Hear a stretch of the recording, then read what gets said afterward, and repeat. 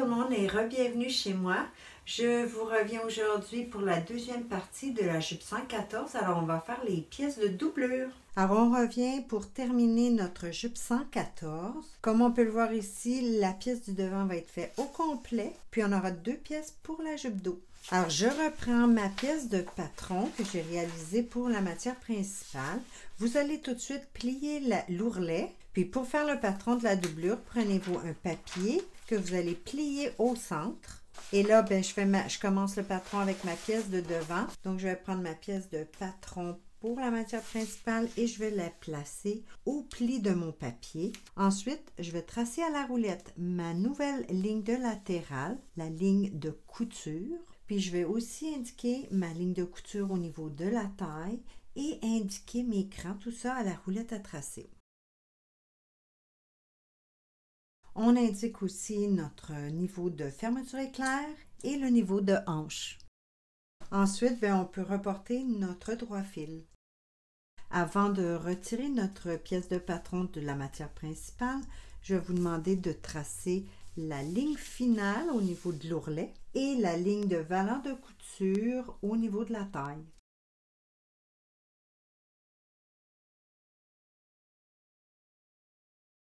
Maintenant, les informations, c'est ma doublure devant. Cette pièce va être taillée une fois, pas au pli du tissu puisque mon patron sera en entier, donc seulement qu'une fois en doublure. Puis, ce que je veux vous faire remarquer, c'est que j'utilise le crayon bleu pour indiquer un différent tissu.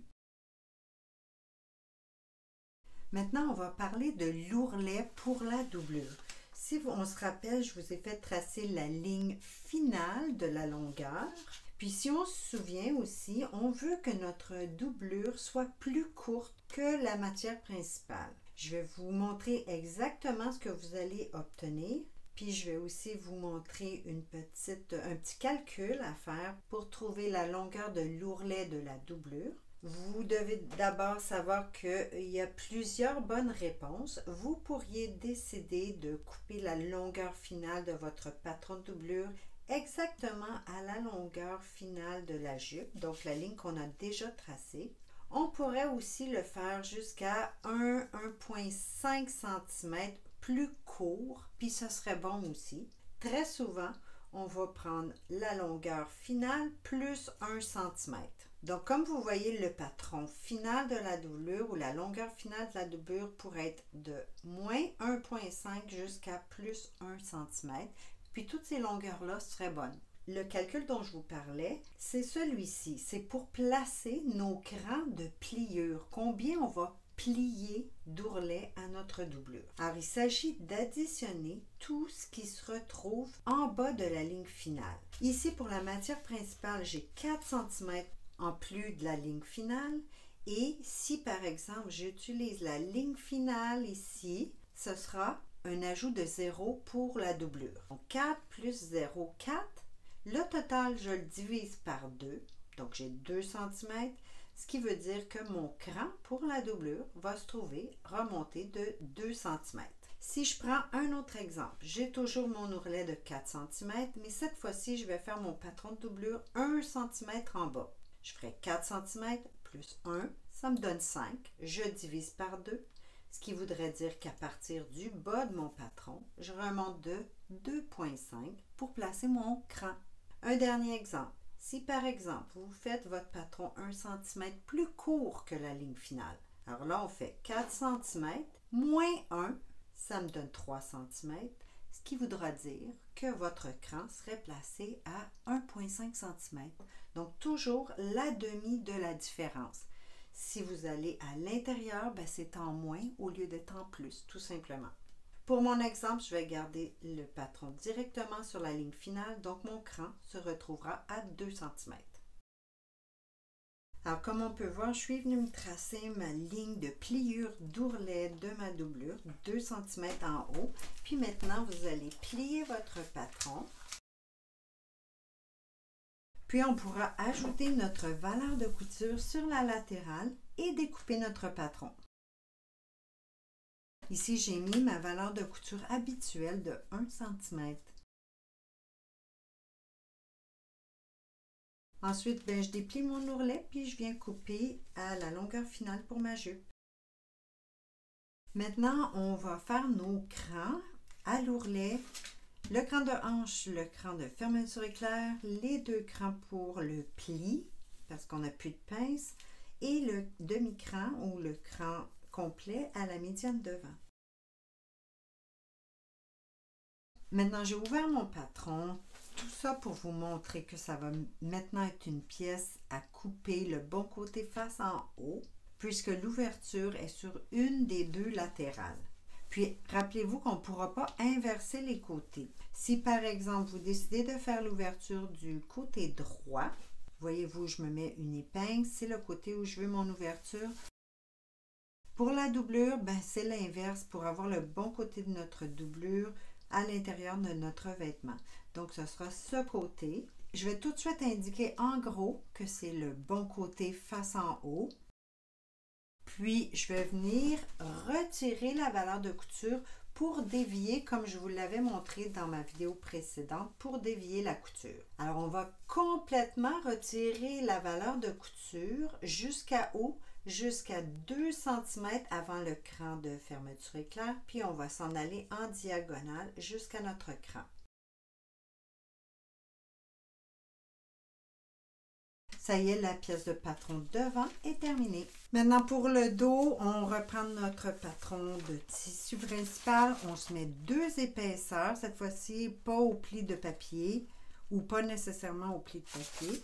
Puis, on va retracer à la roulette tout le tour de notre jupe. Ici également, repliez l'ourlet au bas de votre patron. On retrace la ligne intérieure, la ligne de couture.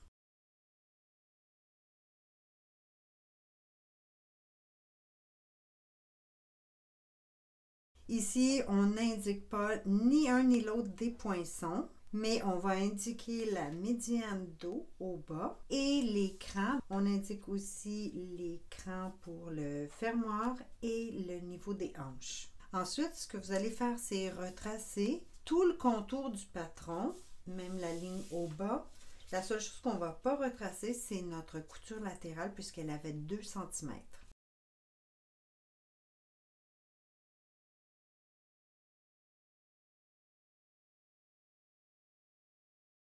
Maintenant, on va tout de suite ajouter notre valeur de couture régulière sur la latérale.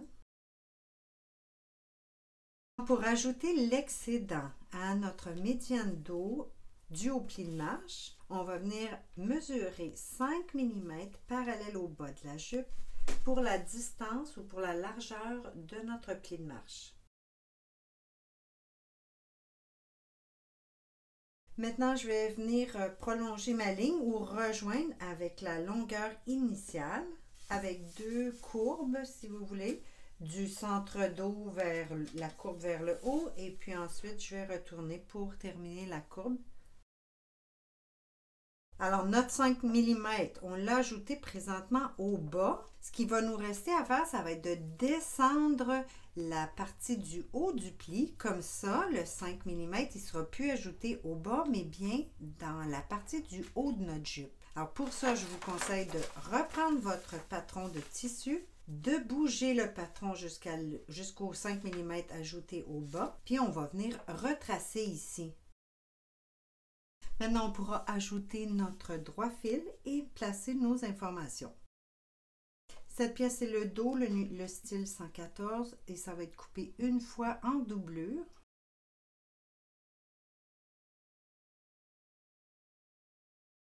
Maintenant, on va épingler nos 2 épaisseurs ensemble puis on découpe tout autour.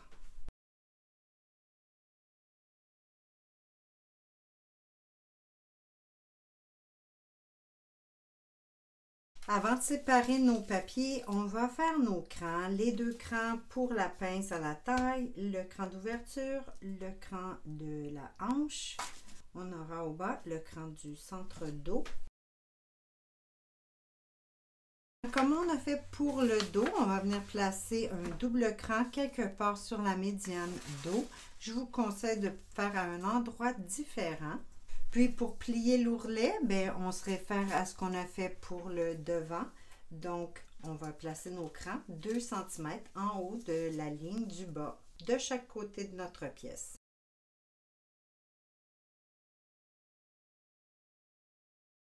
Maintenant, on pourra reporter notre droit fil de l'autre côté et séparer nos pièces. On va tout de suite retracer notre droit fil sur l'autre pièce et placer nos informations. Comme pour la pièce du devant qu'on doit couper bon côté face en haut, les pièces dos vont aussi avoir cette information. Pour ne pas vous tromper, placez côte à côte les médianes ensemble, puis on vient placer notre pièce de patron du devant juste à côté. Pour savoir de quel côté on va retirer la valeur de couture, c'est exactement sur le même côté qu'au devant. Donc, placez votre patron devant, face à face avec celui du dos, puis venez vous tracer la partie à retirer. On va tout de suite écrire nos bons côtés face en haut sur chacune des pièces. Alors, je suis venue retirer la partie de valeur de couture pour la fermeture à glissière sur la latérale. La prochaine différence dans le patron va se trouver au bas de la jupe, dans la partie du pli. Ici, je vous ressors mon petit échantillon pour qu'on voit ce qui se passe. Alors ça, c'est l'instant où on va décider de quel côté on va diriger notre pli.